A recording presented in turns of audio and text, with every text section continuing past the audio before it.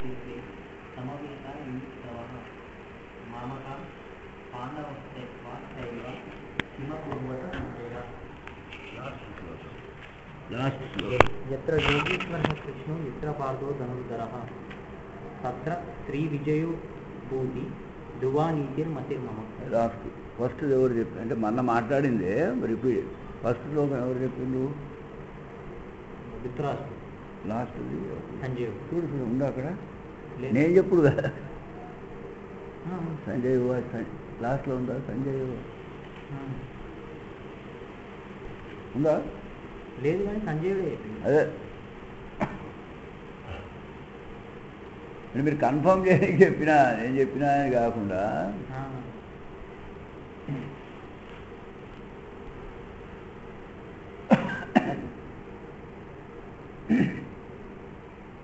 అంటే ఇది భగవద్గీత అని పేరు ఉన్నా కూడా భగవద్గీత భగవంతుడి గీతతో మొదలు కాలే, ధృతరాష్ట్రుడి గీతతో మొదలైంది. అంతే కదా. అట్లనే ఎండ్ ఎవరితో అయింది? సంజయుని గీతతో ఎండ్ అయింది. సో మనం గోకులాష్టమి నాడు ఏమనుకున్నామంటే ధృతరాష్ట్రుడు అంటే ఎవరో, అదే మళ్ళీ ఎలాబరేట్ చేస్తున్నాం, అంతగానే ఏం లేదు. ధృతరాష్ట్రుడు అనే పదం ఎట్లా వచ్చిందంటే రాష్ట్రం అంటే శరీరం, ధృత అంటే గట్టిగా ఎవడైతే పట్టుకున్నాడో ధృత అంటే గట్టిగా పట్టుకొనుట, ధృతరాష్ట్రుడు అంటే శరీరాన్ని గట్టిగా పట్టుకున్నవాడు, అంటే శరీరాన్ని వదలలేని వాడు, శరీరాన్ని గట్టిగా పట్టుకునే ఉంటాడు వాడు. ఎందుకు? ఈ శరీరం ఉంటేనే నేను సుఖంగా ఉంటా, ఈ శరీరం లేకుంటే ఇక నా జీవితమే లేదు అనుకునేవాడు ధృతరాష్ట్రుడు.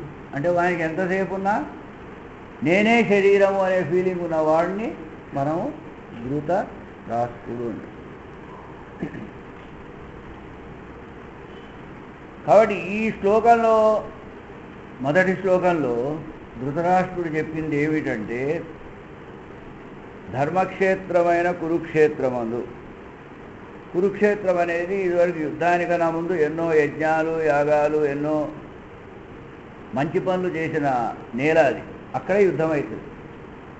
ధర్మక్షేత్రమైన కురుక్షేత్రమునందు, అది దాన్ని ధర్మక్షేత్రే యుయుత్సవ అంటే యుద్ధములందు ఇంట్రెస్ట్ కలిగి, యుద్ధంలో ఇంట్రెస్ట్ కలిగి ఎవరెవరు మామకాహ అక్కడ తెలుసుకోవాలి. మామకాహ అంటే నా వాళ్ళు, ధర్మక్షేత్రే కురుక్షేత్రే సమవేత అంటే వచ్చి ఉన్నట్టి లేదా ఒక దగ్గర కూడుకున్నట్టి, యుయుత్సవ అంటే యుద్ధోన్ముఖులై అంటే యుద్ధమునందు ఆసక్తి కలిగి ధర్మక్షేత్రమైన కురుక్షేత్రము అనే ఒక ప్లేస్లో కూడుకున్నటువంటి మామకాహ నా వాళ్ళు, పాండవాశ్చైవ పాండవులు అంటే సపరేట్ చేసింది అక్కడ. ఇంకా ధృతరాష్ట్రుడు అనేవాడు పాండవులకు కూడా పెద్దనాయన, ధృతరాష్ట్రుని తమ్ముని కొడుకులే పాండవులు, పాండు మహారాజు కొడుకు. సో అక్కడ మామకాహ అంటే నా వాళ్ళు నా కొడుకులు అన్నాడు, తప్పులేదు, నథింగ్ రాంగ్ దే. కనీసం నా తమ్ముని కొడుకులైనా అనొచ్చు కదా. అసలు కరెక్ట్లీ స్పీకింగ్ తమ్ముడు లేనప్పుడు తమ్ముని పిల్లలు కూడా ధృతరాష్ట్రుని పిల్లలతో సమానమే. కానీ అట్లా అనకుండా మామకాహ నా వాళ్ళు అని, పాండవాశ్చైవ అంటే పాండవ అంటే వాళ్ళు వేరే వాళ్ళు ఎవరో అని, వీళ్ళిద్దరూ కలిసి ఈ ధర్మక్షేత్రమైన కురుక్షేత్రంలో వచ్చినారు. ఏమైందయ్యా అని అడుగుతున్నాడు. అంటే అక్కడ ఏమైంది ఇక్కడ because is a blind man, because is a blind person, ఏమైందయ్యా అని సంజయుడిని అడుగుతున్నాడు. ఏమైందయ్యా అని అడగడానికి ముందు ఆయన మైండ్లో కొన్ని అభిప్రాయాలు ఉన్నాయి ఆల్రెడీ. ఏమి? ఇది చాలా పవిత్రమైన ధర్మం, కురుక్షేత్రం అనేది చాలా పవిత్రమైనది, ఇదివరకు ఎన్నో యజ్ఞాలు యాగాలు చేసిన పవిత్రమైన భూమి. అంత మంచి ప్లేస్లో వచ్చినప్పుడు పాండవులు అంటే ఒరిజినల్లీ బేసికల్లీ వాళ్ళు మంచివాళ్ళు అనే విషయం తెలుసు ధృతరాష్ట్రుడికి. మంచివాళ్ళైన పాండవుల బుద్ధి మారి, అరే యుద్ధం వదిలేవా, మీరు మాకు రాజ్యం వేయకుంటే పర్వాలేదు, మేము ఎక్కడికైనా వెళ్ళిపోతామని వాళ్ళ బుద్ధి ఏమన్నా మారిందా అని ఒక డౌట్. అంటే ఇవన్నీ సెల్ఫిష్ డౌట్స్. ఎందుకంటే వాళ్ళు మరి వీళ్ళతో దెబ్బలాడితే వీళ్ళకి ఏమైనా అవుతుందని. అంటే పాండవుల మనస్సు ఏమైనా మారిందా అంటే మాకు యుద్ధం లేకున్నా పర్వాలేదు మీరే తీసుకోండి అని వెళ్ళిపోయిందా అనే thing is expecting in his heart of heart. అర్థమైంది. సో ఆ శ్లోకం యొక్క మీనింగు అంటే ఇట్స్ ఎ సెల్ఫిష్ మోటో.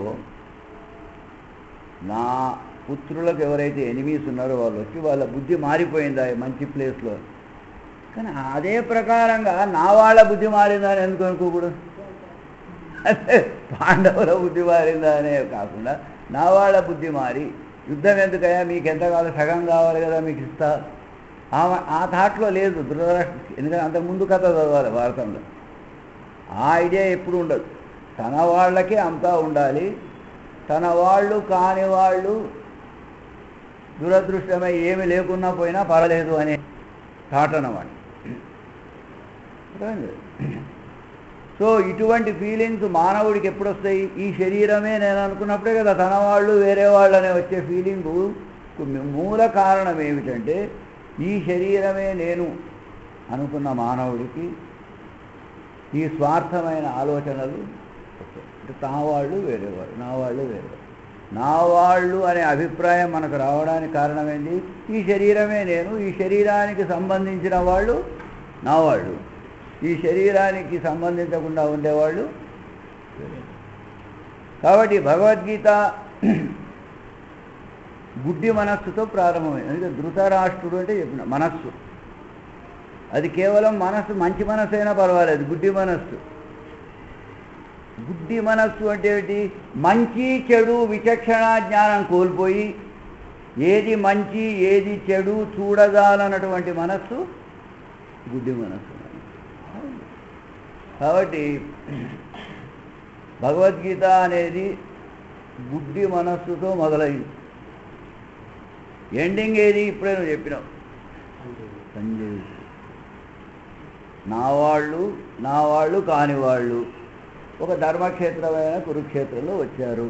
వాళ్ళు ఏమన్నా బుద్ధి మార్చుకొని మాకు రాజ్యం కూడా వద్దు పర్వాలేదు అంతా మీరే తీసుకొని వెళ్ళిపోయినరా అనే ఒక డౌట్. ఇది మనస్సు. ఇప్పుడే నువ్వు చదివిన లాస్ట్ శ్లోకం, ఆ శ్లోకము అది కూడా కృష్ణుడితో ఎండు కాలే శ్లోకం, సంజయుడితో ఎంది. అది కూడా మనం చెప్పిన. సంజయుడు అంటే సమ్యక్ జయుడు. సమ్యక్ అంటే ఇంద్రియములను జయించిన వాడు. మనస్సు ఇంద్రియములకు బానిస. సో ఇంద్రియములకు బానిస అయిన వాడితో భగవద్గీత మొదలై ఇంద్రియములు జయించిన వాడితో భగవద్గీత అంతమైందన్నమాట. కాబట్టి సంజయుడు అంటే ఇంద్రియములను జయించిన వాడు. మళ్ళా జాగ్రత్తగా ఈ రెండు శ్లోకాలు చూస్తే మొదటి లైను ధర్మక్షేత్రే కురుక్షేత్రే అనేది కేవలం ఒక స్థలాన్ని గురించి చెప్పింది, అది వద్దు మనకు.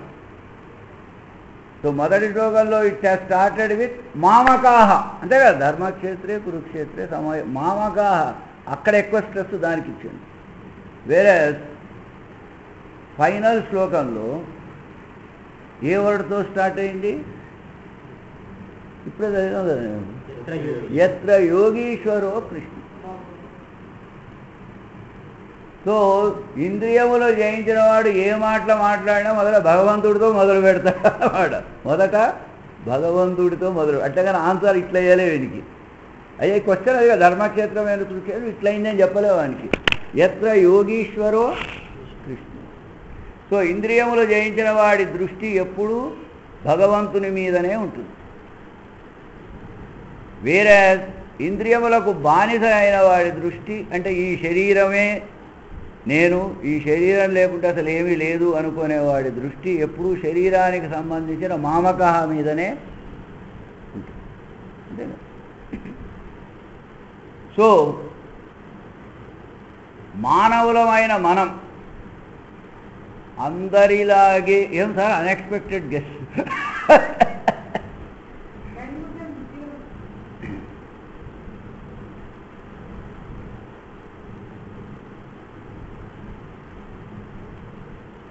అంటే ఇంతసేపు చెప్పండి మీరు వచ్చినగా షార్ట్గా చెప్పాలి.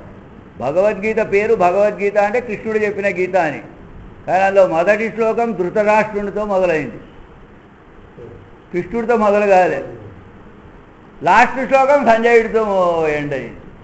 సో కృష్ణుడు మధ్యలో ప్రవేశించుడు భగవద్గీతలో. సో మొదటి ధృతరాష్ట్రుడు అంటే ఈ శరీరాన్ని ఎవడైతే గట్టిగా పట్టుకుని ఉంటాడో వాడి పేరు ధృతరాష్ట్రుడు. రాష్ట్రము అంటే శరీరం, ధృతరాష్ట్రస్య, ధృతము అంటే గట్టిగా పట్టుకున్నవాడు. ఈ శరీరాన్నే గట్టిగా పట్టుకుంటాడు. ఎందుకు వాడు గట్టిగా పట్టుకున్నాడంటే ఈ శరీరం లేకుంటే నేను లేను, నాకు ఏ సుఖం కావాలన్నా సంతోషం కావాలన్నా శరీరం ఉంటేనే నేను ఉంటానని. శరీరము కోసమే జీవించేవాడు, శరీరం ఉంటేనే అన్నీ ఉంటాయి అనుకునేవాడు ధృతరాష్ట్రుడు. అట్లనే లాస్ట్ శ్లోకం ఎండ్ అయింది సంజయుడితో. సంజయుడు అంటే సమ్యక్ అంటే ఇంద్రియములు, ఇంద్రియములను జయించినవాడు. అంటే ఇంద్రియములు చెప్పినట్టు వాడు నడుచుకోడు, వాడు నడుచుకునేది వేరే, వాడు సంజయుడు. ఇంద్రియములకు బానిస ధృతరాష్ట్రుడు. ఎందుకంటే ఎప్పుడైతే శరీరానికి బానిస అయింటో ఇంద్రియాలకు బానిస అయినట్టేవాడు. సో ఇంద్రియాలకు బానిస అయిన ధృతరాష్ట్రుడితో భగవద్గీత మొదలై ఇంద్రియాలను జయించిన సంజయుడితో భగవద్గీత ఎండ్ అయింది.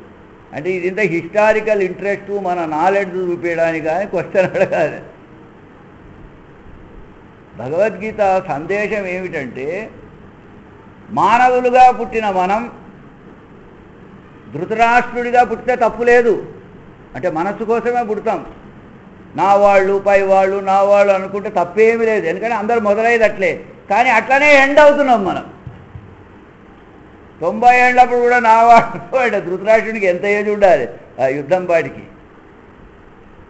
సో మానవుడు అనేవాడు మనస్సుతో పుట్టినా మనస్సుతో ఎండు కాకూడదు, బుద్ధితో ఎండు కావాలి. ఇప్పుడు పాయింట్ అర్థమైంది. మనస్సుతో ఎండు కాకూడదు, బుద్ధితో ఎండు కావాలి.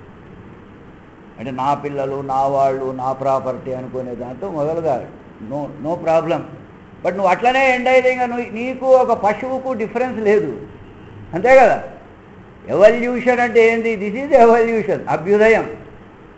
అంటే పశువు అనేది ఎట్లా పుట్టిందో అట్లనే పోతుంది, అందుకే దాన్ని పశువు అన్నాం. ఎట్లా పుట్టిందో అట్లా వచ్చేది పశువు, ఎట్లా జన్మించాడో అట్లే పోతే ఇంకా వాళ్ళకు పశువుడు. అంటే నీలో ఒక మానసికమైన పరివర్తన రావాలి, ఎవల్యూషన్. దీన్నే ఎవల్యూషన్ అంటాం. సో మానవుడు మనస్సుతో పుట్టిన బుద్ధితో అంతం కావాలి. బుద్ధి ఎప్పటికి కూడా భగవంతుడి ధ్యాసలోనే ఉండేది బుద్ధి. నా పిల్లలు నా శరీరము నా వాళ్ళు అనే ధ్యాసలో ఉండేది. సో భగవద్గీత మనకు చెప్పేది ఏమంటే ఫస్ట్ శ్లోకానికి లాస్ట్ శ్లోకానికి మనస్సుతో పుట్టిన బుద్ధితో నీవు ఎండ్ కావాలి. ఎందుకు ఎండు కావాలి అని మళ్ళీ క్వశ్చన్ వస్తుంది, లోకేష్ అడుగుతుంది ఎందుకు ఎండు కావాలి అంటే నువ్వు భగవంతుడిని చేరాలి. నీ గమ్యము ఆ భగవంతుడు అయితేనే విని, లేదు నా గమ్యము నా పిల్లలు నా ప్రాపర్టీ నా ఆస్తి అంటే ఏం ఎక్కడ పోవు నీకు. ఈ జన్మలో ఈ పిల్లలు ఉంటే నెక్స్ట్ జన్మలో ఇదే పిల్లలు ఇంకొక రంగులో వస్తారు, ఇదే ప్రాపర్టీ ఇంకొక కలర్లో వస్తుంది, అంతేగా. Old wine in a new bottle, wine is old but bottles only change, అట్లా. సో ఈ విషయాన్ని మనం గమనించాలి భగవద్గీతలో. First you start with mind but don't end with mind, end with బుద్ధి. అది పరివర్తన ఆ విధంగా. ఎందుకు? మన గమ్యం చేరడానికి. మన గమ్యం ఏంటి? భగవంతుడు. భగవంతుడినే మనం ఏమన్నామంటే ప్రకాశించువాడు, ప్రకాశించు వస్తువును మనం భగవంతుడు అన్నాం. మామూలుగా భౌతిక జీవితంలో మనకు ప్రత్యక్ష భగవంతుడు ఈ భౌతిక జీవితంలో అంటే హైందవ సాంప్రదాయం ప్రకారం సూర్యనారాయణ, అంతే కదా యూజువల్. అందుకే మెజారిటీ చూడండి పొద్దున్నే సూర్యుడు ముక్తి ఏమో అంటే ఆయన ప్రత్యక్ష భగవంతుడు సూర్యుడు ముక్తి. అంటే భౌతిక జీవితంలో చెప్తాం ప్రత్యక్ష భగవంతుడు. ఇంక వేరే భగవంతులంతా మనం క్రియేట్ చేసిన భగవంతుడు, ప్రకృతి సృష్టించిన భగవంతుడు సూర్యుడని, సూర్యనారాయణ, ఆదిత్య హృదయం చదవడం ఇవన్నీ చదువుతాం. అయితే ఎల్లప్పుడూ ప్రకాశించేవాడు, అంతే కదా. అందుకే మన దగ్గర కూడా గురువుని ఏమని వర్ణిస్తాం మనము? శ్రీ గురు జ్ఞాన భాస్కర అంటాం. శ్రీ గురు జ్ఞాన అంటే జ్ఞాన భాస్కరుడు గురువు అని. సో భాస్కరుడు అంటే సూర్యుడు, భాతి అంటే ప్రకాశం, ప్రకాశాన్ని ఇస్తాడు కాబట్టి వాని పేరు భాస్కరుడు. భౌతికమైన ప్రకాశాన్ని ఇచ్చేవాడు ఈ భాస్కరుడు, రోజు పొద్దున మనకు కనపడేట ఆయన. భౌతికమైన ఆధ్యాత్మిక ప్రకాశాన్ని ఇచ్చేవాడు అనుకో, జ్ఞాన ప్రకాశాన్ని అంటే మనలో ఉన్న అజ్ఞానం అనే చీకటిని తొలగించి మన జీవితంలో జ్ఞాన ప్రకాశాన్ని ప్రసరింపజేసేవాడు గురువు అను, సద్గురువు. Divine light, divinity, divine light అంటే ఇది మెటీరియలిస్టిక్ లైట్, అది డివైన్ లైట్, అంటే that is the Shri Guru జ్ఞాన భాస్కర. సో మన జీవితం అంతా మనస్సుతో మొదలవుతుంది, మనస్సుతో మొదలవుతుంది జీవితం. ఇక నేనున్నాను అనే దాని నుంచి మన జీవితం మొదలవుతుంది, అంతే కదా, మానవ జీవితం మొదలయ్యేది. కానీ ఎండు కూడా అట్లే అవుతుంది. సో ఇక్కడ మళ్ళీ మనం జాగ్రత్తగా గమనించాలి, ప్రతి దాంట్లో మీనింగ్ ఉంటుంది ఒకటి. మనస్సు ఎక్కువ కదలిక, అది కావాలి ఇది కావాలి ఇది కావాలి అని. మనస్సు ఒక్క దగ్గర నిలకడగా నిలవనిది మనస్సు. కానీ బుద్ధి అట్లా కాదు, ఏదైనా ఒక పాయింట్ పెట్టుకుంటే స్థిరంగా ఒక దాని మీద నిలిచేదాన్ని మనము బుద్ధి అన్నాం, అంతేగా. అందుకే మనం ఇదివరకు కూడా ఎన్నోసార్లు అనుకున్నాం, సంశయాత్మిక మనస్సు, నిశ్చయాత్మిక బుద్ధి. బుద్ధి మామూలుగా అటు ఇటు కదలదు. మనసు ఒక 10 చాయిసెస్ చెప్తే ఇది తీసుకో అని చెప్తుంది. బుద్ధి ఒక స్థిరమైన కంక్లూజన్కి వచ్చేది ఇదే. అందుకే ఎప్పుడు మన మనసు బుద్ధిని సంప్రదిస్తుంటుంది, జీవితం అంతా ఇదే పని. సో ఆ ఆస్పెక్ట్ కాదు ఇవాళ మనం.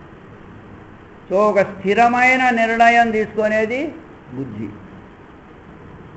సంశయాత్మకమైన అనేకమైన నిర్ణయాలు తీసుకునేది మనసు. బుద్ధి బేసికల్లీ ఎప్పటికి కూడా ఆలోచించేది భగవంతుని గురించే బుద్ధి, అంటే దాని బేసిక్ క్యారెక్టర్ అది. కానీ మన మనస్సు యొక్క చెడు ఆలోచనలు అనుకోండి, లేకపోతే సంశయాలు అనుకోండి, అక్కడిక్కడ అదా ఇదా అదే అని మన మనస్సు ఆలోచిస్తుంటే దానికి ఒక కరెక్ట్ ఒపీనియన్ చెప్పాలి కదా. కాబట్టి మన బుద్ధి ఎట్లా తయారైందంటే మనస్సు డౌట్స్ను క్లియర్ చేయడంలో మన బుద్ధి బిజీ అయిపోయింది. మనస్సు యొక్క చెడు ప్రవర్తనల వల్ల, ఇర్రెగ్యులారిటీస్ వల్ల మన బుద్ధి ఏమైందంటే మనస్సుకు డౌట్స్ క్లియర్ చేసి దాన్ని ఒక లైన్లో పెట్టడం, అది చేయనా ఇది చేయనా ఇది చేయి. ఎందుకంటే మనస్సుకి ఒక్క కోరికనే ఉండదు, 4-5 ఉంటాయి. వీటిలో ఇది నీకు మంచిది, ఇది చేయని బుద్ధి చెప్తుంది. ఇట్లా మన బుద్ధి ఏమైంది, మనస్సు యొక్క సంశయాలు నివృత్తి చేయడం, అటు ఇటు పరిగెత్తే మనస్సును ఒక సరియైన మార్గంలో ఉంచడంలోనే మన బుద్ధి బిజీ అయిపోయి అసలు అది మనలో ఎందుకుందో అసలు తన ప్రాథమికమైన డ్యూటీ మర్చిపోయింది.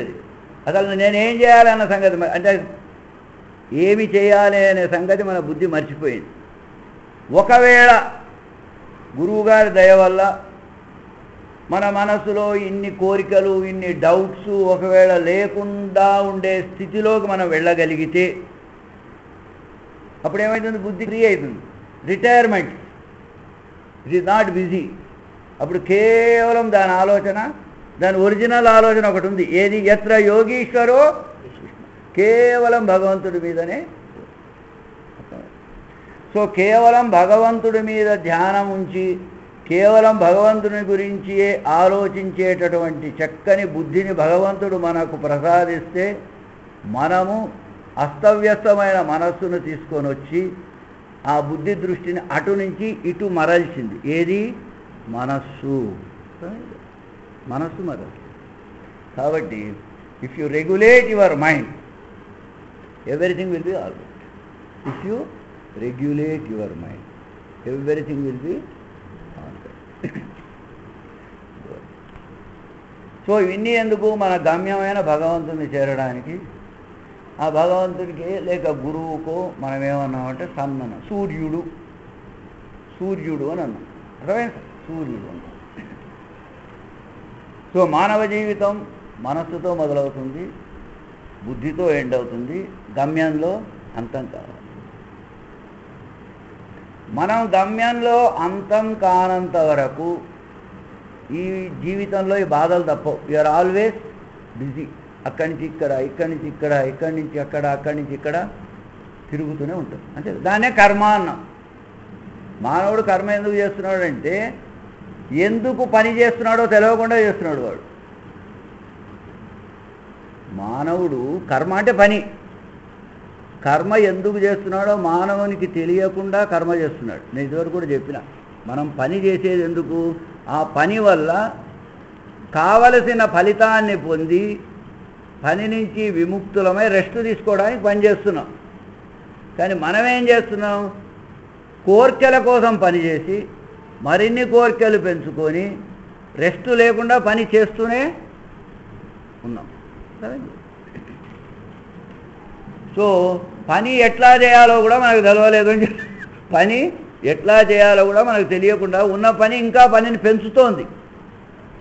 పని నుంచి మనం విముక్తులం కాకుండా ఇంకా పనిని పెంచేటట్లు చేసి. సో పనికి అంతం ఎప్పుడు? When you are in distress you will be working. అంతే కదా? పనికి కారణం ఏంటి? ఏదో బాధ నుంచి విముక్తి, ఏదో దూరం కావాలి, ఏదో ఒకటి ఉంది, ఏదో ఒక బాధలో ఉన్నా బాధ నుంచి నేను దూరం కావడానికి పని నుంచి ఎప్పుడు నీకు విముక్తి దొరుకుతుంది? When you feel at home. When you feel at home. ఇప్పుడు మన ఇంటికి ఎవరైనా వస్తే మీరేమంటారు? చెప్తారు, మీరు మా ఇంటికి వచ్చింది do you feel at home అని అంటారా? లేదు. అంటే when you feel at home నీకు హ్యాపీగా ఉంటావు, రిలాక్సేషన్ అవుతావు. అంటే ఏం పని చేయకుండా రెస్ట్గా ప్రశాంతంగా ఉండేది అట్ హోమ్. సో ఇన్ని విషయాలను మనం ఆలోచిస్తే మనము పని నుంచి విముక్తులమయ్యేది మన ఒరిజినల్ హోమ్ చేరినప్పుడే. మన ఒరిజినల్ హోమ్ చేరినప్పుడే నువ్వు పని చేయకుండా ఉంటావు. అప్పటివరకు పని చేస్తూనే. So when you feel at home you will stop doing work and enjoying the life or be in bliss. మన అట్ హోమ్ ఏది? ఇదివరకు ఏ ఇంటి నుంచి వచ్చినావు? ఇప్పుడు నువ్వు ఇక్కడ ఉన్నావయ్యా. నువ్వు ఎంత సిమ్లా పో, మనీలా పో, ప్యారిస్ పో, ఫ్రెంచ్ పో, ఇటలీ పో, ఒకటి ఎంత ఎంజాయ్ చేసినా మళ్ళీ ఇంటికి ఎప్పుడు రావాలని ఆలోచన చేస్తావు. కొత్తలో ఇంటి నుంచి దూరమైన ఒక 15-20 రోజులు అయితే అక్కడ ఆ హోటల్ ఫుడ్, ఈ హోటల్ ఫుడ్ తిని అవి ఎంత అందమైన ప్రదేశాలని ఎప్పుడు అక్కడే ఉంటావు? ఉండలేవు. అక్కడి నుంచి ఇక్కడ తిరుగుతావు, ఇక్కడి నుంచి అక్కడ తిరుగుతావు, తిరిగి తిరిగి తిరిగి బాగా టైర్డ్ అయిపోయినా సార్ నాకు, ఐఎమ్ ఎగ్జాస్టెడ్. ఎప్పుడు మళ్ళీ మన ఇంటికి పోయి హాయిగా ఉంటున్నాం. సో ఈ జీవితంలో ఒక పిక్నిక్ నీకు. నీ అట్ హోమ్ నుంచి నువ్వు బయటకు వచ్చినావు, వచ్చి ఈ జీవితం అనే పిక్నిక్లో అది ఇది అది ఇది చూస్తావు. కొన్ని రోజులు బాగానే ఉంటుంది, లాస్ట్లో కొంచెం యూ విల్ గెట్ స్ట్రెయిన్. అంతే కదా? మళ్ళీ ఇంటికి పోవాలి అనే ఉంటుంది ఎవరికైనా. సో ఈ పిక్నిక్లో ఉన్నప్పుడు నువ్వు ఇంట్లో లాగా రెస్ట్ తీసుకోలేవు కదా, తిరుగుతూ ఉండాలి, తొందరగా చూడాలి. 20 రోజుల ప్యాకేజ్ ట్యూర్లా తొందరగా చూసుకోవాల్సి వస్తుంది మనం. అట్లా కాబట్టి మనము పని నుంచి విముక్తులమయ్యేది మళ్ళీ మన ఇంటికి పోతేనే, when you feel at home. So మన ఇల్లేది? సో తెలివైన మానవుడు నేను ఎప్పుడు అక్కడ పోయి రెస్ట్ తీసుకుంటానా అని ఆలోచించి ఆ రెస్ట్ కోసం తీవ్రమైన ప్రయత్నం చేసి అక్కడ పోయి హాయిగా you will get rest. So ఇది మనం ఏం చేయాలంటే, భగవద్గీత ఎట్లయినా చెప్పాను అంటే మన జీవితంలో భగవంతుడు సృష్టించింది ప్రతిదీ కూడా మనం జాగ్రత్తగా ఆలోచిస్తే మనం ఎలా జీవించాలో చెప్పింది. ఏమమ్మా? ఇప్పుడు మీరు కొత్తగా ఉద్యోగంలో చేయండి, మాకంటే పని పాటు లేదు, ఎప్పుడు ఇక్కడనే ఉంటాం. కానీ ఇప్పుడు నువ్వు ఉద్యోగంలో చేయను, లేదా ఒక పిల్లవాడు స్కూలుకు పోతున్నాడు, ఆమె కొడుకు స్కూలుకు పోతున్నాడు. మీరందరూ ఎప్పుడు ఎదురు చూసేది ఏ రోజు కోసం? సండే కోసం. అవునా కాదు? నువ్వు సండే వస్తుంది, ఎప్పుడు సండే వస్తుందో హాయిగా పొద్దున 10:30కు నేను లేయచ్చు. ఏంది పొద్దున 5 గంటలకు లేచి స్నానం చేసి పరిగెత్తుకొని పోవాలి. సండే నాడు హాయిగా ఇత్మినాన్ ఉంటుంది, ఎక్కడ కదిలేదు లేదని పొద్దున 11:30కు లేస్తావు. అవునండి. ఆమె కొడుకున్నాడు స్టూడెంటు. మండే పొద్దున రాగానే వానికి ఏం స్టార్ట్ అయ్యి ఇంత పెద్ద బ్యాగ్ నిండా పుస్తకాలు వేసుకొని ఇట్లా వంగిపోయి, మండే స్టార్ట్ అయితే ప్రాబ్లం స్టార్ట్. ఒక గవర్నమెంట్ సర్వెంట్కైనా ఒక స్టూడెంట్కైనా మండేతో ప్రాబ్లం స్టార్ట్. వాడు మండే నుంచి ఎప్పుడు సండే వస్తుందా అని చూస్తుంటాడు. సో మానవ జీవితం కూడా మండేతో మొదలై సండేతో ఎండ్ అయింది. ఇది ఆధ్యాత్మికం, స్పిరిచువాలిటీ. మండేనే మనం తెలుగులో అంటాం సోమవారం అంటాం. సోముడు అంటే మనస్సు. చంద్రునికి సోముడు అని ఇంకో పేరు. చంద్రుడికే ఇంకొక పేరేంటి? సోముడు అని. సోమవారం అంటే చంద్రవారం. చంద్రుడు మనస్సుకు సంకేతం, లూనార్. అందుకే పిచ్చోళ్ళని ఏమంటాం? లునాటిక్ అంటాం. అంటే చంద్రుడికి మనస్సుకు సంబంధం ఉంది, అందుకే లునాటిక్ అంటాం. నువ్వు ఆ విధంగా మండే అంటే డే అంటే మనస్సు యొక్క దినం. అట్లయినా అనుకో, డే అంటే మనస్సు యొక్క దినం. లేదంటే సోమవారం అనుకో. సో మన జీవితం కూడా సోమవారంతోనే మొదలవుతుంది. అంటే ఉరుకులు పరుగులు సోమవారం నుంచి మనకు స్టార్ట్ అవుతాయి. ఇంకా అట్లనే నడుస్తూ ఉంటుంది. వచ్చిన చిక్కెల్లా ఏమంటే మనం సోమవారంలోనే ఇరుక్కొని పోయినాం. సోమవారం నుంచి మనం బయట పడాలి కదా ఎప్పుడో ఒకసారి. పట్టంలే, ఉన్నది ఒక్క సోమవారం, కానీ ఇదే సోమవారం ఎన్నో జీవితాలు మారిపోతున్నాయి. ఉరుకులు పరుగులు ఉరుకులు పరుగులు ఇట్లనే ఉంటుంది మనది. చిన్నప్పుడు స్కూల్ కురుకులు పరుగులు, పెద్దోడైనాక ఆఫీసు కురుకులు పరుగులు, పెళ్ళైనాక భార్యతో ఉరుకులు పరుగులు, ముసలి వయసులో హాస్పిటల్స్ చుట్టూ ఉరుకులు. చూడు ఎక్కడైనా చూడు అందరూ ఉరుకులు హాస్పిటల్ పోవాలి, ఇక్కడ పోవాలి, blood exam, urine exam, x ray test, అది చివరి శ్వాస వదిలే వరకు ఉరుకులు పరుగులు జీవితమే అయిపోయాం. సో మండేతో స్టార్ట్ అయ్యి మండేతోనే ఎండ్ అవుతుంది మన జీవితం. అది వచ్చినది. కానీ తెలివైన మానవునికి మండేతో ఎండు కాకూడదు, సండేతో ఎండు కావాలి. చూడండి, మండే నుంచి సండేకి ఎన్ని రోజులే? మంగళవారం, బుధవారం, గురువారం, శుక్రవారం, శనివారం, 5 రోజులు ఉన్నది. 5 స్టెప్స్ పోవాలి మనం. 5 స్టెప్స్ దాటితే అట్ హోమ్లో పోతాం, సండేకు పోతాం. ఎందుకు? మన ఆలోచనలంతా ఎటువంటి ఆలోచనలు ఉంటాయి? ఇప్పుడు మళ్ళీ మనకు రావాలి. మన ఆలోచనలంతా ఎట్లుంటాయి? ధృతరాష్ట్రుడి ఆలోచనలు. ఎంత 90 ఏళ్ళు వచ్చినా మామకాహ మామకాహ, నా వాళ్ళు, నా కొడుకు, నా కొడుకు, నా కొడుకు, నా పిల్లలు, నా భార్య, నా ఇల్లు, వేరే వాళ్ళు వేరే, వీళ్ళ కోసమే నేను జీవిస్తున్నా, వీళ్ళతోనే ఎందుకు జీవిస్తున్నా? నాది కూడా తప్పు కాదు, వీళ్ళ వల్లే నాకు ఆనందం వస్తుంది, వేరే వాళ్ళతో రాదు. నిజంగా వచ్చేది వేరే వాళ్ళతోనే నీకు ఆనందం. అర్థమైందా? వీడంతనే తీసేసుకుంటుంటాడు. ఇంకా ధృతరాష్ట్ర జీవితం మనది. అంటే మన ఆలోచనలే అన్నీ అమంగళకరమైన ఆలోచనలు. మన ఆలోచనలన్నీ అమంగళకరమైన ఆలోచనలు. అమంగళకరమైన ఆలోచనలే మనల్ని బాధలో పెడుతుంది. ఏదో జీవితంలో గురువుగారి కృప వల్ల మనలో ఎప్పుడో ఒకసారి మంగళకరమైన ఆలోచనలు వస్తాయి. మంగళకరమైన ఆలోచనలు అంటే ఏంటి? నీకు ప్రగతిదాయకమైన ఆలోచనలు. నేను ఆదివారానికి తీసుకొని పోయే ఆలోచనలన్నీ మంగళకరమైన ఆలోచనలు.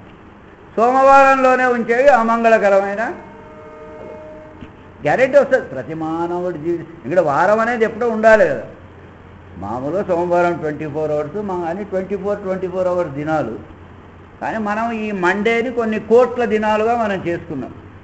అర్థమైంది? కాబట్టి మన జీవితంలో ఎప్పుడైనా మంగళకరమైన ఆలోచనలు వస్తాయి. వచ్చినప్పుడు మనలో ఒక విచక్షణ జ్ఞానం వస్తుంది. ఏమిటి? ఏం సార్ రాజ్కుమార్ గారు, ఇన్ని రోజులు నాకు అమంగళకరమైన ఆలోచనలు, మామక అని ఎందుకు అనుకున్నానయ్యా నేను అని ఒక థాట్ వస్తుంది. అంటే విచక్షణ అంటే ఏంది? 2 ఆలోచనలు వచ్చినప్పుడు ఇదా అదా అని. ఒకటే ఆలోచన ఉన్నప్పుడు విచక్షణ ఎక్కడ? నావాడు నావాడు నావాడు అనుకున్నప్పుడు కదా నీకు వేరే క్వశ్చనే లేదు. అప్పుడు ఒక విచక్షణాకర జ్ఞానం. ఓ ఇన్ని రోజులు నేను పిచ్చి కుక్కలాగా పని చేసింది నా వాళ్ళు మామకహ మామ, ఓ ఇదా, ఇది కాక ఇంకేదో ఉన్నదా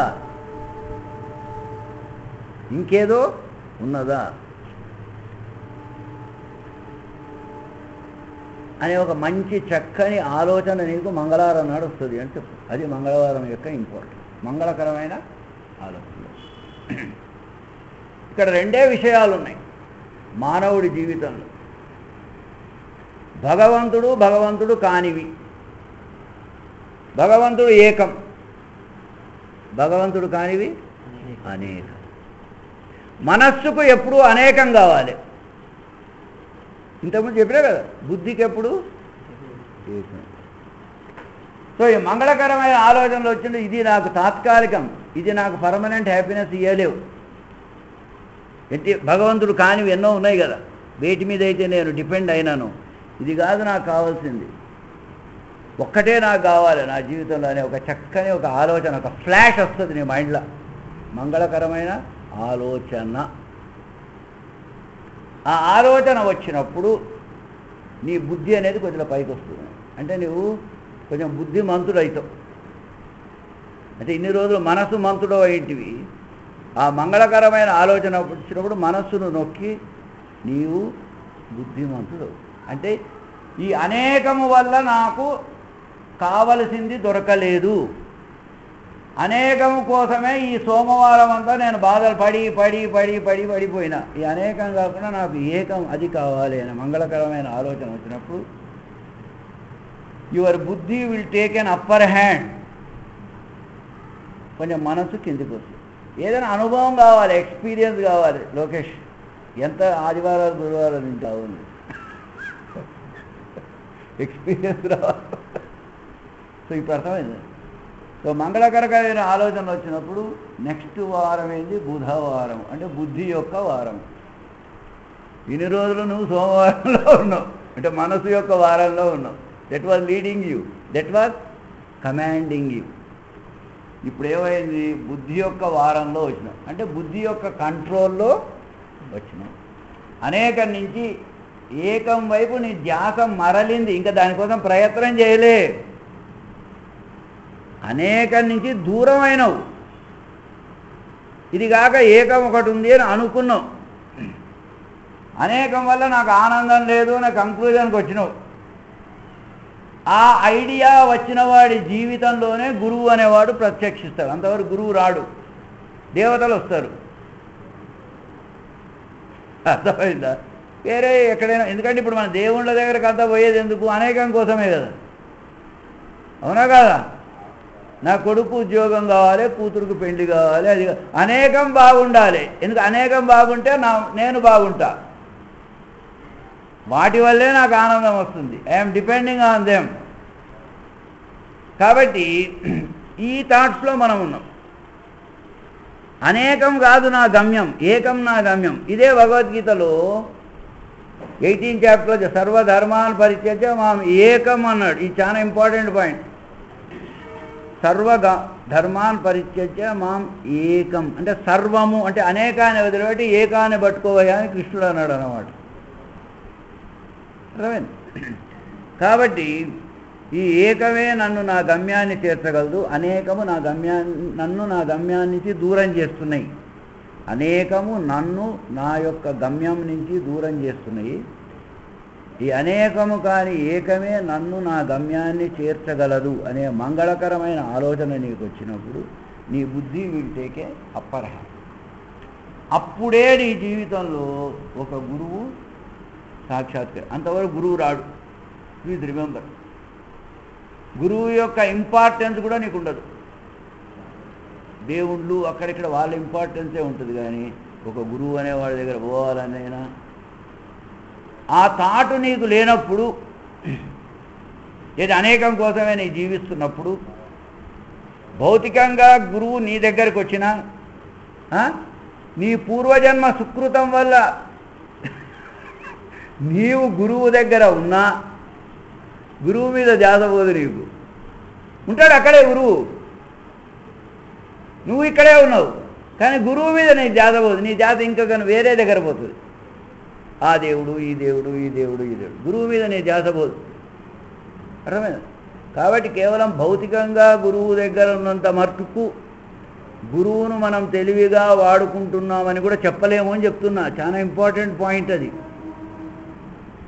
భౌతికంగా దగ్గరే కాదు, నువ్వు గురువు ఇంట్లోనే ఉంటావు, నీవు గురువు ఇంట్లోనే ఉంటావు. అంతే, నీవు గురువు గారి కొడుకుగానో మనవనిగానో పుట్టినవని అనుకో. మా గురువు చాలా గొప్పవాడు, మా తాత గొప్పవాడు, మా నాయన గురువు అంటే చాలా గొప్పవాడు, ఆయన అందరి కోరికలు తీస్తాడు, ఈ మహిమ చేసిండు ఆ మహిమ చేసిండు. అంతేకాదు నన్ను నా గమ్యానికి చేర్చగలడు అనే ఆలోచన నీకు రాకపోవచ్చును అని చెప్తున్నా నేను. I want to tell you that important thing.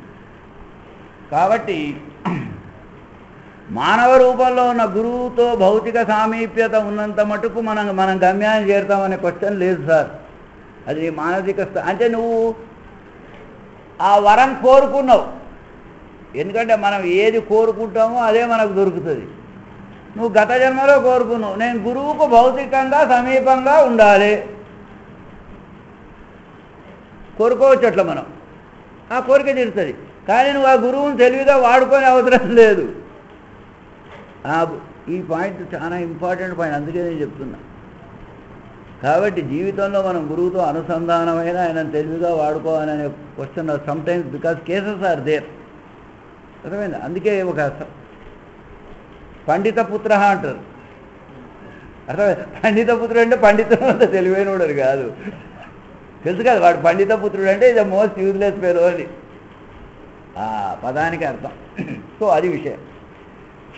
So ఈ మంగళకరమైన ఆలోచన వచ్చినప్పుడు, బుద్ధి నీ జీవితాన్ని నిర్దేశిస్తున్నప్పుడు, బుద్ధి అడుగుజాడల్లో నీవు నడుస్తున్నప్పుడు, అప్పుడు గురువు నీ జీవితంలో సాక్షాత్కరిస్తావు. నీవు వాడిని గురువుగా గుర్తిస్తావు. ఓహో, ఈయన ద్వారానే నేను నా గమ్యం చేరగలను అనే థాట్ నీకు ఎప్పుడు నీ బుద్ధి పని చేస్తుంటే, మనసు పని చేస్తే రాదు. ప్లీజ్ రిమెంబర్, అది ఇంపార్టెంట్. అర్థమైంది? గురువు ఆధ్యాత్మిక జీవితంలో గురువు యొక్క ఇంపార్టెన్స్ ఏమో మన గురువారం చెప్పినాం. రాజ్కుమార్ రాలే, వస్తా అన్నాడు ఆ రోజు. గురువు అంటే గురువారం అంటే మనం చెప్పిన, వారము అంటే వాకిలి, వారము అంటే వాకిలి చెప్పగలను మనం చెప్పాం. గురువు అనేవాడు ఈజ్ లైక్ ఎ డోర్, గురువు is like a door. So నువ్వు ఇక్కడ భౌతిక జీవితం అనే ఒక రూమ్లో ఉన్నావు, ఈ పక్కలో ఇంకొక రూమ్ ఉంది, దేవుడి రూమ్. ఏం సార్, ఇది దేవుడి రూము, ఇది భౌతిక నీ రూము. నీకు దేవుని గురించి నీకు జ్ఞానం లేదంటే ఈ రూమ్లో ఉన్నవానికి ఆ రూమ్లో ఏమవుతుందో తెలియదు, ఈ రూమ్లోనే ఉంటాడు వాడు. ఆ దేవునికి దేవుని రూమ్లో ఉన్నవానికి మన బాధలు తెలియవు, ఆయన అక్కడ ఉన్నాడు. సో దేవుడికి మానవుడి బాధలు తెలియవు, మానవునికి దేవుని సంగతి తెలియదు. కానీ ఇద్దరు రెండు రూములు పక్క పక్కలోనే ఉన్నాయి రూములు. ఆ రూమ్ సంగతి ఈ రూమ్ సంగతి తెలిసింది ఒకటే, దర్వాజా, తలుపు. ఈ డోర్ ఏదైతే ఈ రెండు రూముల నడుమ ఉందో, because the door can see this side, the door can see that side. So గురువు అనేవాడికి భగవంతుడి సంగతి తెలుసు, గురువు అనేవాడికి మనలాంటి ధృతరాష్ట్రుల సంగతి కూడా తెలుసు. It knows both. నంబర్ 1, భగవంతుడికి మన బాధలు తెలియవు.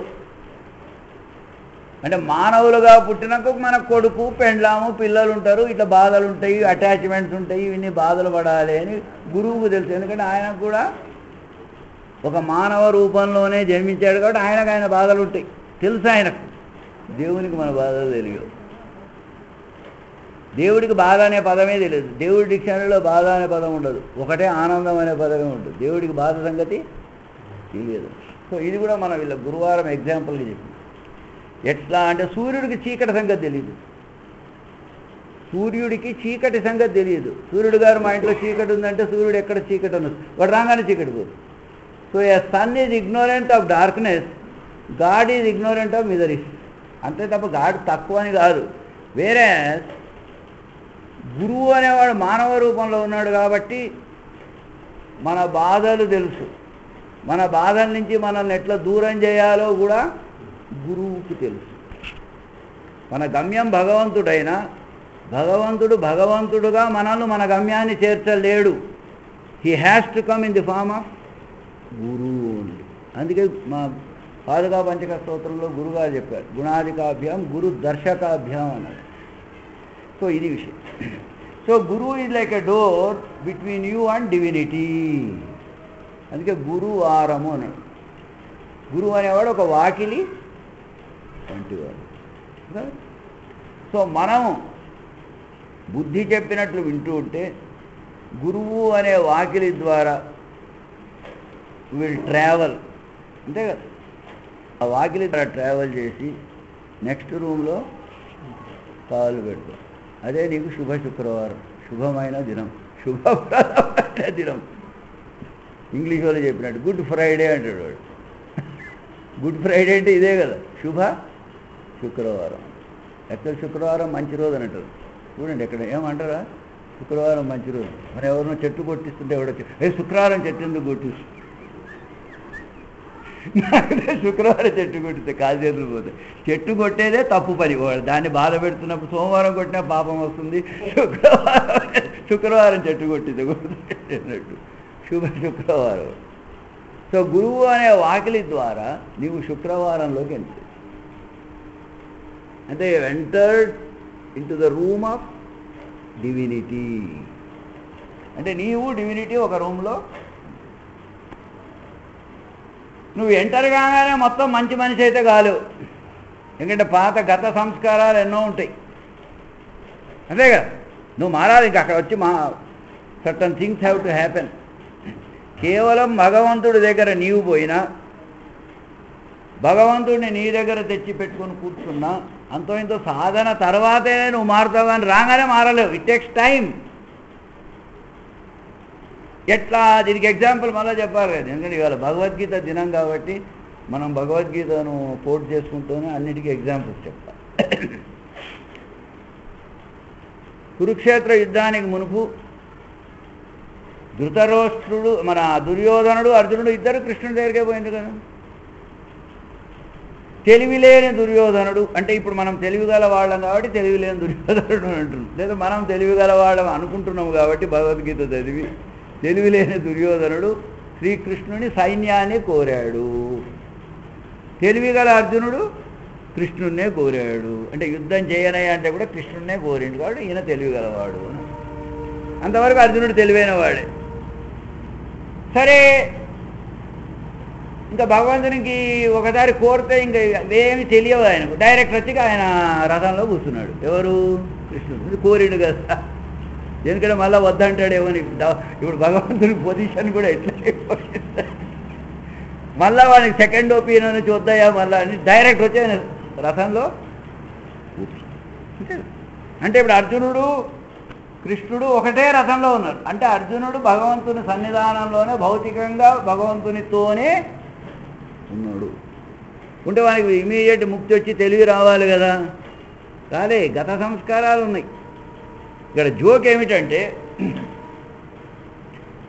అర్జునుడు తెలివైన వాడిగా కృష్ణుణ్ణి అడిగి కృష్ణుణ్ణి తన రథంలో కూర్చోబెట్టినాడు.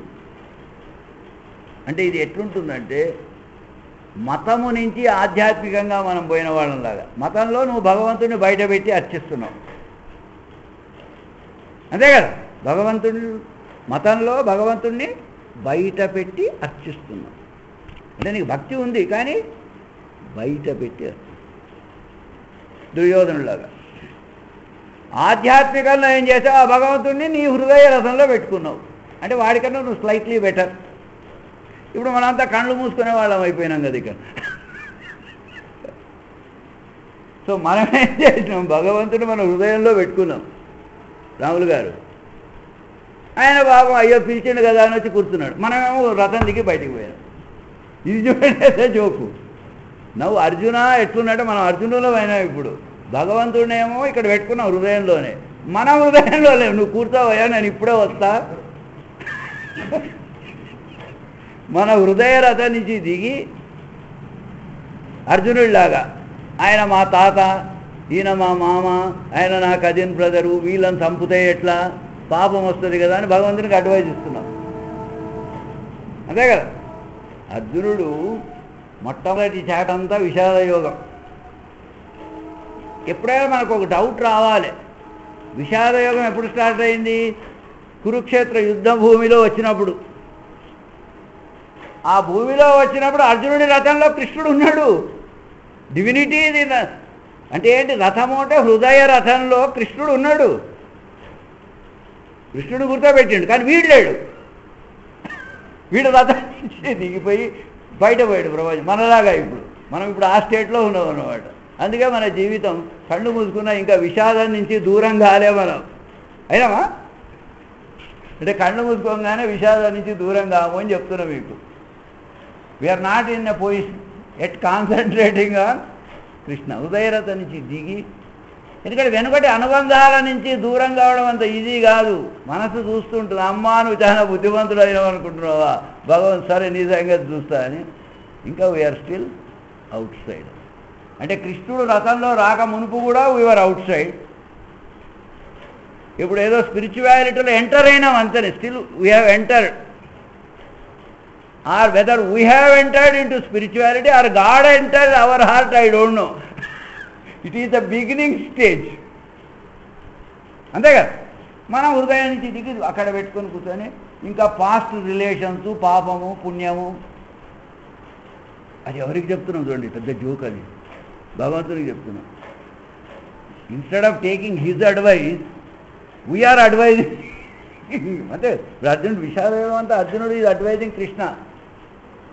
యుద్ధంలో పోతున్నాం, వాళ్ళు తాత, గురువు, నా బ్రదర్సు, కజిన్స్ వీళ్ళని చంపితే పాపం రాదా? పురుషుల్ని చంపితే వాళ్ళ స్త్రీలు ఏమవుతారు? వాళ్ళు పోయి ఏమైనా వ్యభిచారం ఏదో చెడు పనులు చేయొచ్చు కదా, వర్ణ సంకరం అవుతుంది. అంతే కదా? Everything is advising God. కాబట్టి ఇక్కడ దీనివల్ల అంటే భగవద్గీతలో ప్రతి విషయాన్ని కూడా మనం జాగ్రత్తగా అర్థం చేసుకోవాలి.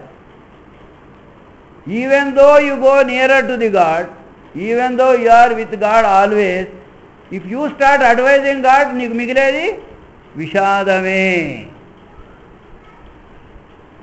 అంతే కదా? ఒక్కసారి భగవంతుడిని నీ జీవితంలో ఆహ్వానించిన తర్వాత, ఒక్కసారి సద్గురువును నీ జీవితంలో ఆహ్వానించిన తర్వాత నీవు నోరు మూసుకోవాలి. ఆయన చెప్పిందే వింటే నీకు విషాదం ఉండదు.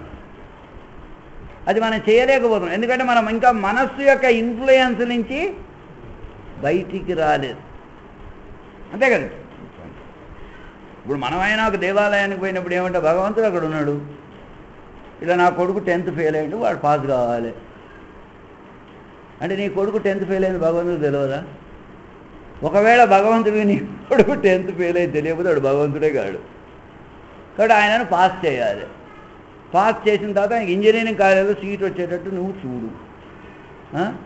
ఒకవేళ వాడికి ఇంజనీరింగ్ కాలేజీలో సీట్ వస్తే తిరుపతికి వచ్చి నీ హుండీలో 500 1000 అంతో ఇంతో నేను everything you are telling God what అంటే these are all the things you are advising God. అర్థమైంది? కాబట్టి ఇదే అర్జునుడు చేసింది విషాదయోగంలో అంతా. టోటల్ విషాదయోగం అంతా అడ్వైజే. దాని తర్వాత నెక్స్ట్ చాప్టర్ ఉంది, దాన్ని సాంఖ్యయోగం అని. దాంట్లో 18 19 శ్లోకాల నంబర్ అంతవరకు అడ్వైజరీ బోర్డులో పోయిండు అన్నమాట. సో ఇట్లా భగవంతుని అడ్వైజ్ ఇచ్చి ఇచ్చి ఇచ్చి మనం కూడా ఒక స్టేజ్లో టైర్డ్ అయిపోతాం. ఎందుకంటే వాడు వింటూ ఉంటాడు.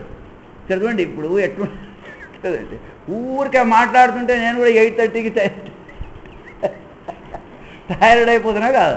పోయి లోకేశ్వరం మంచినీళ్ళు తీసుకురావయ్యా అంటే ఎందుకయ్యా మళ్ళా మంచినీళ్ళు తాగుతావు, మళ్ళీ 1 గంట చెప్తావేమో నువ్వు, ఇంటికి పోయి తాగి అక్కడనే ఉంటావు అంటే యూజువల్లీ. సో అర్జునుడు ఏమైంది, భగవంతుడు సైలెంట్గా ఉంటాడు. సైలెంట్ ఉన్నవానికి ఎనర్జీ ఎగ్జాషన్ లేదు.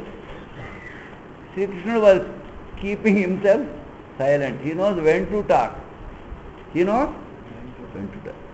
We don't know when to talk అని will be going on talking. So తెలివైన మానవుడు when he should be silent he should know. ఏమంతేనా? సో ఇన్నిటి వల్ల అంటే భగవద్గీత మనకు చెప్పకుండా చెప్పే విషయాలు ఏమిటంటే, భగవంతుడి సన్నిధానంలో పోయినప్పుడు నువ్వు మాట్లాడొద్దు, ఎటువంటి శబ్దం కూడా నీ నోట్లో నుంచి రాకూడదు. అంటే కోరికలే కాదు నీ శబ్దం, భగవంతుడిని వర్ణించేది కూడా నీ శబ్దమే. నువ్వు అటువంటి వాడు ఇటువంటి వాడు భగవంతుడికి మెచ్చుకోవద్దు. నువ్వు ఫర్మాయిష్ చేసే అవసరం లేదు. డాక్టర్ గారు మీరు చాలా మంచివాళ్ళు, మీ చెయ్యి మంచిది అందరూ ఓ అంటే డాక్టర్ ఏమంటాడు, నా టైం వేస్ట్ చేయదు, నీ టైం వేస్ట్ చేయదు, నీకు ఏమైందో చెప్పవయ్యా. అంతే కదా.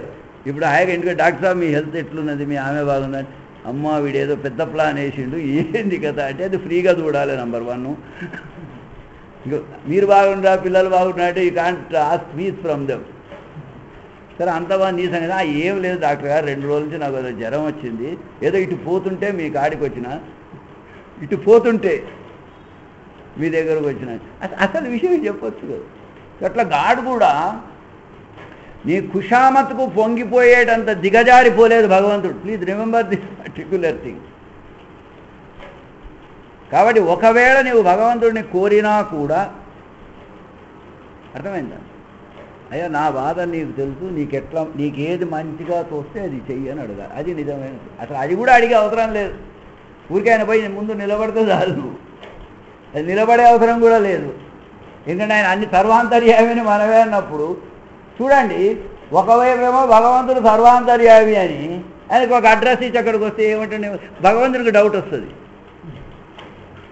మనకు కాదు doubt, whether I'm here or I'm not there, why has he come here అంటాడు. సో మనం ఏం చేస్తున్నామంటే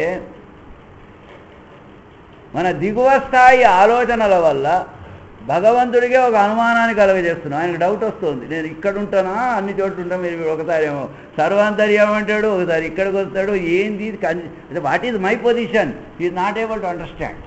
so we're putting god also into a confusing state because of our behaviour. So అది కాదు ఇక్కడ మనకు కావాల్సింది. So coming back again, so అర్జునుడు భగవంతుడిని రథంలో కూర్చోబెట్టి వీడు రథం దిగిండు. అంటే స్పిరిచువాలిటీలో ఎంటర్ అయిన మేమంతా అట్లున్నాం ఇప్పుడు, అందుకే విషాదంలో ఉన్నామని చెప్తున్నా. అంటే వేవరింగ్ కొంచెంసేపు రథంలో ఏం చెప్తున్నా చెప్పు, కొంచెం అక్కడ అది చూస్తే మళ్ళీ వీనికి అడ్వైజ్ మనం ఇస్తున్నాం. ఇట్లా అలా కాకుండా ఆ శుభమైన శుక్రవారం నాడు మనం వచ్చినాక మనం భగవంతుడి ఆలోచనలతో భగవంతుడితో స్థిరంగా ఉండాలి. దాన్ని స్థిరవారము అన్నారు. శనివారానికి ఇంకొక పేరేంది, స్థిరవారం. మిగతా అన్ని వారాలు అస్థిరవారాలు అన్నమాట. శనివారము స్థిరవారం, ఎందుకంటే భగవంతుడికి దగ్గర ఉన్న వారం. ఆదివారానికి చాలా దగ్గర ఉన్నది ఏది, శనివారం, స్థిరవారం.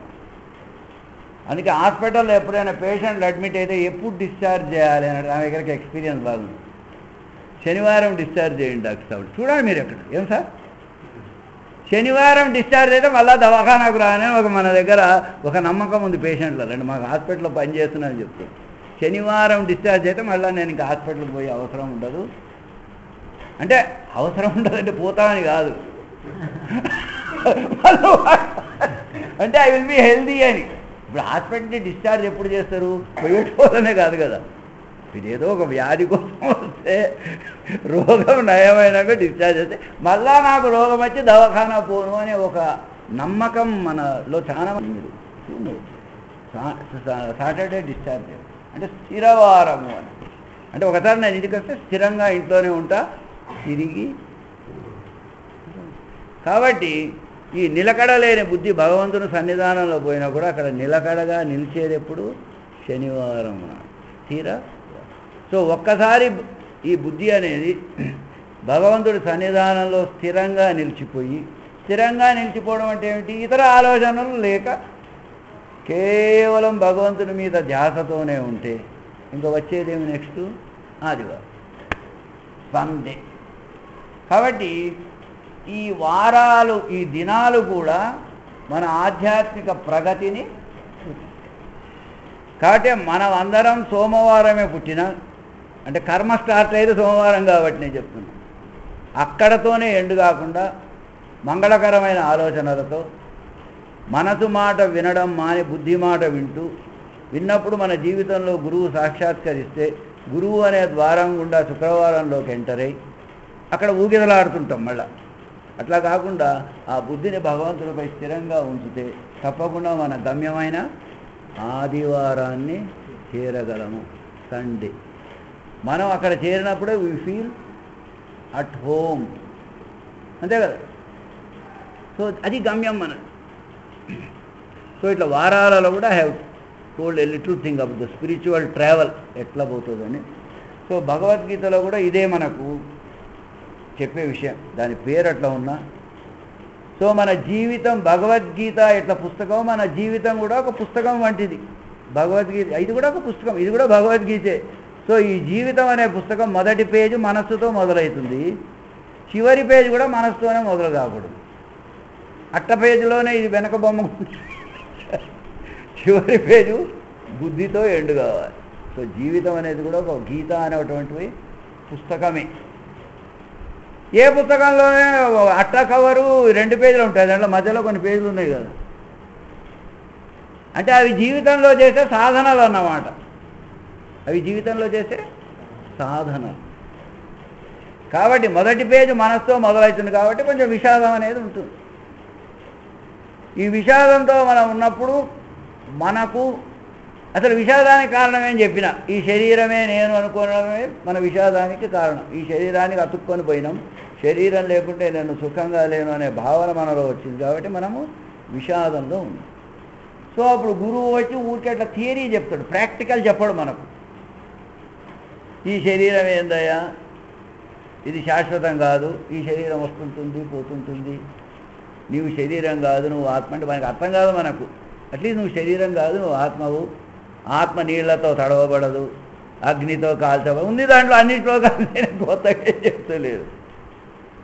బాణం దానిలో పోయి సంపదు, ఆత్మ ఎప్పటికీ ఉంటుంది అంటే పర్మనెంట్గా ఉంటుంది ఆత్మ, శరీరం పోతుంది థియరీ చెప్తాడు అన్నమాట. అది సెకండ్ చాప్టర్, సాంఖ్య. ఆ సెకండ్ చాప్టర్ చెప్పినాక థియరీ అయినాక మనం ప్రాక్టికల్ ల్యాబొరేటరీకి పోవాలి. ఊరికే థియరీ నడుపుకుంటే ఆ ల్యాబొరేటరీకి పోతే కర్మయోగం అంటే. సో ఇట్లా భగవద్గీతలో ప్రతి చాప్టర్ కూడా, అంటే ఇప్పుడు నేను ఎట్లయితే సోమవారం నుంచి ఆదివారానికి పోయినాను, ఎట్లయితే ధృతరాష్ట్రుడి నుంచి సంజయుడికి పోయాను, అట్లా ఇది కూడా ప్రతి చాప్టర్ కూడా మన మెంటల్ ప్రోగ్రెస్ ఆఫ్ ద మైండ్ను చూపిస్తుంది. ఆ కర్మయోగం మనం చేసినప్పుడు ఏమవుతుంది అంటే పని చేయాలి, ఊరికే థియరీ తెలుసుకుంటే ఏం లాభం. ఇప్పుడు మనకు థియరీ బాగా తెలుసు, మైక్ తీసుకుని అందరం శరీరం అశాశ్వతము, శరీరం ఎందుకు, శరీరం ఇవాళ ఉండి రేపు పోతుంది నాకు తెలియదా, అందరికీ తెలుసు. ఆత్మ పర్మనెంట్ అంత తెలుసు, థియరీ ఏది, దాన్ని వాచ వేదాంతం అంట. సో కృష్ణుడికి వాచా వేదాంతం ఇస్తలే. సో అప్పుడు ఏం చేస్తాడు, నేను చెప్పిన థియరీ నీకు అనుభవం కావాలి, యూ షుడ్ ఎక్స్పీరియన్స్ ఇట్. కాబట్టి నువ్వు నేను చెప్పినట్టు కర్మ చేయాలి, కర్మ యోగము. సో కేవలం వాచా వేదాంతం విన్నందువల్ల జ్ఞానం రాదు, నువ్వు విన్నది ఎట్లా ప్రాక్టీస్ చేయాలి. కాబట్టి కర్మయోగం చేయాలి. సో 4th చాప్టర్ ఏమొచ్చింది, 4th చాప్టర్ పేరేంటి ఏమో ఇప్పుడు మనం చదువుతున్నదే 4th చాప్టర్ జ్ఞానయోగం. సరే పోలే. సో ఇట్లా ఆర్డర్, ఇట్లా మనకు 4th చాప్టర్ జ్ఞానం, ఇప్పుడు మనం చదువుతున్నాం జ్ఞానయోగం. ఇట్లా ప్రతి చాప్టర్లో కూడా ఉంది అని చెప్తున్నాను నేను. So ultimately we start with the mind, we have to end with బుద్ధి. అందుకే నేను మొన్న కూడా చెప్పిన, మన అందరం అదృష్టవంతులమే, అందులో ఏం అనుమానం లేదు. అదృష్టవంతులు అంటే అది కూడా చెప్పిన మీకు. దృష్టము అంటే కనపడేది, అదృష్టము అంటే దానికి ఆపోజిట్టు కనపడంది. సో అదృష్టవంతుడు అంటే కనపడని దాన్ని కలిగి ఉన్నవాడు అదృష్టవంతుడు. ధనవంతుడు అంటే ధనము కలిగినవాడు, బలవంతుడు అంటే బలం కలిగినవాడు. అదృష్టవంతుడు అంటే కనపడని దాన్ని కలిగి ఉన్నవాడు అదృష్టవంతుడు. సో మనందరం కనపడని దాన్ని కలిగి ఉన్నాం, కనపడని దాన్ని కలిగి ఉన్నాం కానీ కనపడేదాని కనుక పరిగెత్తున్నాం. కనపడని దాన్ని కలిగి ఉన్నాం, కనపడేదాని కనుక పరిగెత్తున్నాం. ఈ కనపడేవి అనేకం, కనపడంది ఏకం. సో ఈ కనపడే వాటి వెనక మనం పరిగెత్తున్నాం, ఎందుకు అవి అనేకం. ఎందుకు దాని వెనక పరిగెత్తున్నాం, మనస్సుకు ఏకం పనికిరాదు, అనేకం కావాలి, చాయిస్ వెరైటీ ఉండాలి దానికి. అర్థమైందా మీకు? కనపడే మనస్సు ఎప్పుడు ఒకదాని వెనకపోదు. ప్లీజ్ రిమెంబర్, మనస్సు ఆల్వేస్ వాంట్స్ వెరైటీ. ఎందుకు? అది చంచలం. అంటే కొంచెంసేపు దీని మీద, కొంచెంసేపు దీని మీద, కొంచెంసేపు దీని మీద ఉంటే దానికి ఆనందం. ఒకటే దాని మీద ఉంటే ఉండదు. అది మనస్సు యొక్క గుణం. Mind can't concentrate, you have to make it to concentrate. అది అంటే ప్రయత్నం చేయాలి. అందుకే గురువు గారు కాన్సన్ట్రేట్ అంటే ప్రయత్నంతో దాన్ని నువ్వు ఏకాగ్రతలో దింపగలవు. But by itself so అది ఇది ఇది అది ఇది ఇది తిరుగుతుంది. సో మనము కనపడని దాన్ని కలిగి ఉన్నాం, అది ఏకం, అది ఒకటే. కానీ కనపడేవి అనేకం. అర్థమైంది కదా? సో ఈ కనపడేవి అనేకము, కనపడని ఏకం. అసలు ఈ కనపడేవి నిజంగా ఉన్నాయా అనేది మళ్ళీ ఒక డౌట్ వస్తుంది మనకు. అది డౌట్ రావాలి. ఈ కనపడే వాటిలో ఈ అట్రాక్షన్ ఎక్కడి నుంచి వచ్చింది? భగవంతుడి ద్వారా. వాటిలో చైతన్యం ఉంటేనే కదా వచ్చేది. కనపడే వాటిలో వచ్చిన attraction also is because of divinity in them. ఆ చైతన్య శక్తి వాటిలో ఉంది. ఇది లేకుంటే అవి లేవు. ఈ కనపడనిదే ఒకవేళ లేకపోతే కనపడేదానికి విలువ లేదు. పాయింట్ అర్థమైనా? కన్ఫ్యూజన్ చేస్తున్నానా? ఏం లేదా?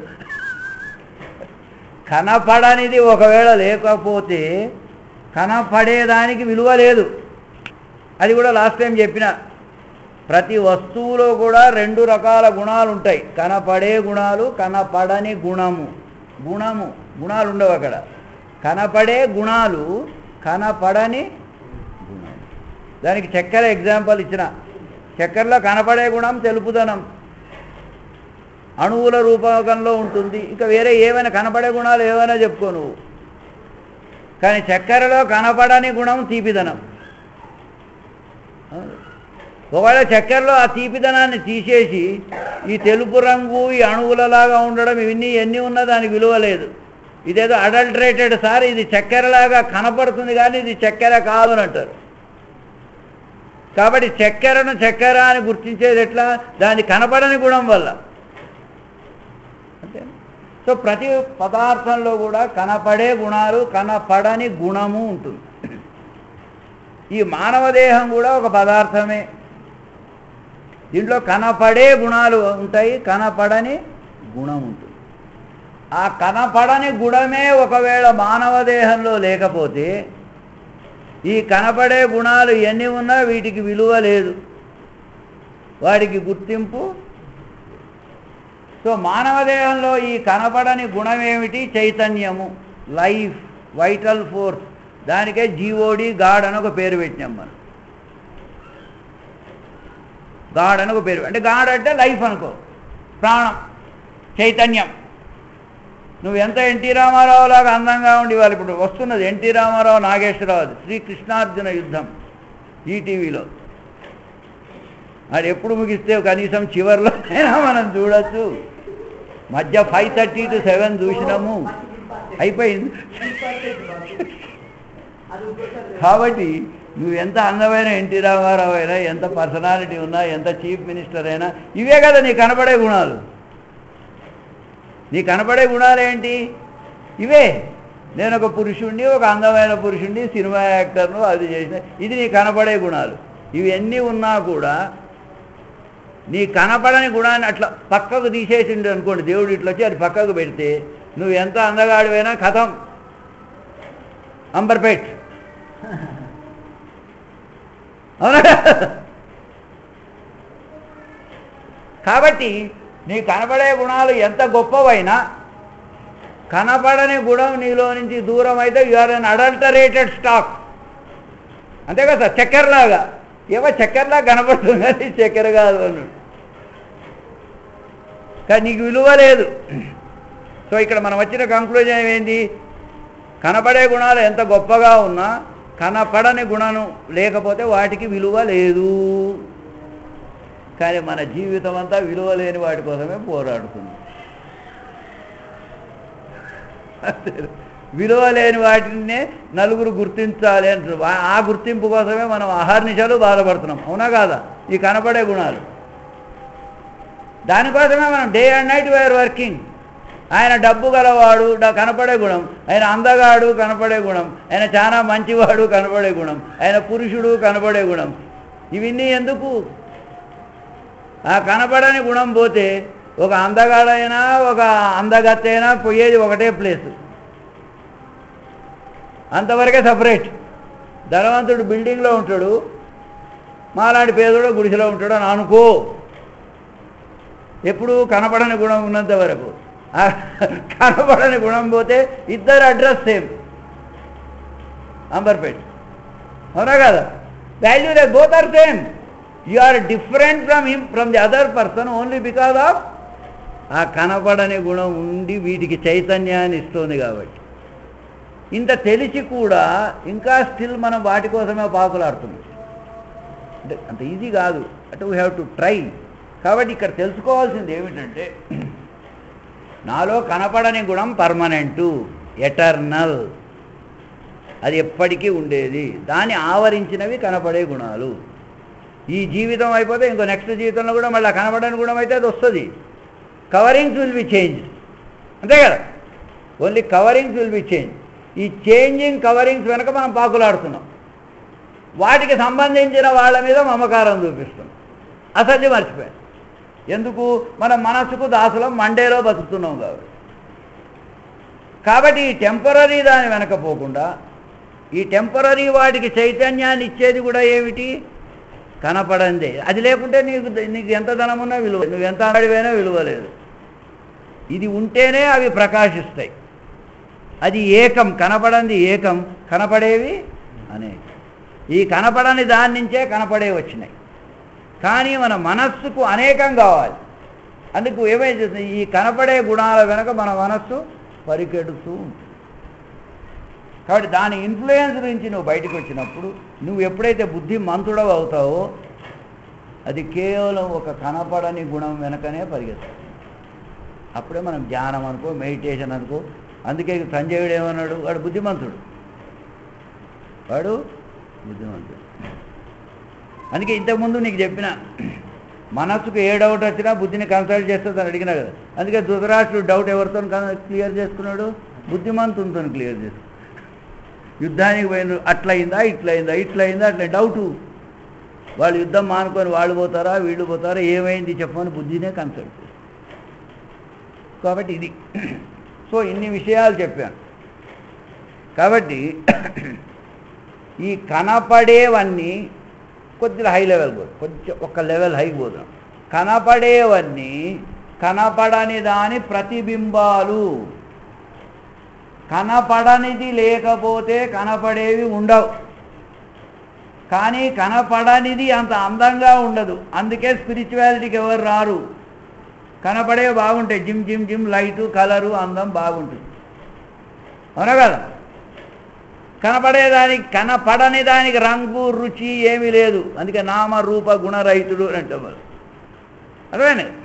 కానీ వాడు లేకుంటే నామం లేదు, రూపం లేదు, గుణం లేదు. కానీ నామము, రూపము, గణము ఆర్ కలర్ఫుల్. ఇప్పుడు దీనికి మనం ఏం కావాలి? సూర్యుడి నుంచి వచ్చే కిరణం, వెలుగు, ఒక రే తీసుకుంటే it is white, it is colourless. నామం లేదు, రూపం లేదు, ఇట్స్ వైట్, నో కలర్. దానికి ఒక ప్రిజం పెట్టి అడ్డం, ప్రిజం పెట్టగానే ఈ వైట్ కలర్ ఆ ప్రిజం నుంచి పోగానే ఏమవుతుంది? 7 కలర్స్ వస్తాయి. Violet, indigo, blue, green, yellow, orange. But this is colourless. This white, this ray of sun is colourless. Prism పెట్టగానే 7 colours are there. How that 7 colours have come? ఈ colour, ఈ తీసేసి వస్తాయా? సూర్యునికి ఈ సన్ రేకు ఈ ప్రిజంకు మధ్యలో ఒక అట్టబెట్టు, ఆ కలర్స్ ఉంటాయా? ఉండవు. ఆ కలర్స్కు ఆరిజిన్ ఇది. బట్ అవి కలర్ఫుల్గా ఉన్నాయి. దాంట్లో 2 పాజిటివ్ పాయింట్స్ ఉన్నాయి మనస్సుకు. అవి 7 అనేకం. అంటే కొంచెం వాయిలెట్, కొంచెం ఇండిగో, కొంచెం బ్లూ తిరగడానికి మనస్సుకు స్కోప్ ఉంది. ప్లస్ దే ఆర్ కలర్ఫుల్, వేరే దిస్ ఈజ్ కలర్. కాబట్టి ఈ ఫిజిక్స్ ఎగ్జాంపుల్. కాబట్టి మనకు ప్రతి శాస్త్రం కూడా స్పిరిచువాలిటీ చెప్తుంది అని చెప్తున్నా. సో ఏమీ కలర్ లేని ఒక వైట్ రే ప్రిజం గుండా పోయినప్పుడు రంగురంగులుగా 7 రంగులు వస్తాయి. మనస్సేమో అది చూస్తుంది, బుద్ధి ఏమో ఇది చూస్తుంది. Very simple. ఇది ఎప్పుడూ ఉండేది. అది ప్రిజం తీస్తే పోతుంది, ప్రిజంకు ఈ వైట్ రేకు మధ్యలో ఒక అట్ట పెడితే పోతుంది, అది ఉండద్ది. కానీ ఉన్నప్పుడు రంగులు కాబట్టి బుద్ధి ఎప్పుడు దీని వెనకపోతుంది. కానీ వాటికి ఆరిజన్ ఇది. కాబట్టి కనపడనిదే వీటికి ఆరిజన్. అది లేనప్పుడు ఇవి లేవు, వీటికి అస్తిత్వమే లేదు. కాబట్టి ఎప్పుడు ఉండేదేది కనపడనిది. సో ఎప్పుడు ఉన్నదాన్నే మనం ఏమన్నాము? సత్ అన్నాం. సత్ అంటే ఎప్పుడు ఉండేది సత్ అని. సత్ నుంచే సత్యము అనే పదం వచ్చింది. అబద్ధం మారుతూ ఉంటుంది. నీ పేరేమయ్యా అంటే లోకేష్ అంటే ఏం ప్రాబ్లం లేదు. నువ్వు వీనికి లోకేష్ అని చెప్తే ఏం చేస్తాడో పోయి ఇవాళ ఏదో నా పేరు ఇంకేదో సుబ్రహ్మణ్యం అని చెప్పినావు. ఒక సంవత్సరం తర్వాత నువ్వు వస్తే నీ పేరేమైనా నువ్వు మర్చిపోవచ్చు. ఎందుకంటే అది అబద్ధం చెప్పిన ఆ మూమెంట్లో ఇంకోటి చెప్తావు ఆ రోజు. కాబట్టి మారేది అబద్ధం, మారంది. నువ్వు లోకేష్ అంటే ఎప్పుడు అది దట్ యూ కాంట్ ఫర్గెట్. కాబట్టి అసత్తు ఎప్పుడు తాత్కాలికం, అసత్ అంటే మారేదన్నమాట. సత్ అంటే మారదు. కాబట్టి సత్సంగము అంటే ఎప్పుడూ ఉండేదానితో మనం సాంగత్యం చేయాలి. ఆ సత్సంగమే అది చేసేది కేవలం బుద్ధి. ఇప్పుడు అర్థమైందానికి. కాబట్టి మనం ధ్యానంలో ఎప్పుడు వాడేది. కాబట్టి ఇవన్నీ మనం తెలుసుకుంటే అంటే Bhagavad Gita analysis of the week days, analysis of the sun ray and these colours. So ఇవన్నీ మనం ఎనాలిసిస్ చేసుకుంటే ఎప్పటికైనా మనం అనేకం నుంచి ఏకానికి పోవాలి. ఏకమే పర్మనెంటు. ఆ ఏకానే మనం సత్ అన్నాము. అదే భగవంతునికి ఒక పర్యాయ పదం. మరి ఉంటుంది.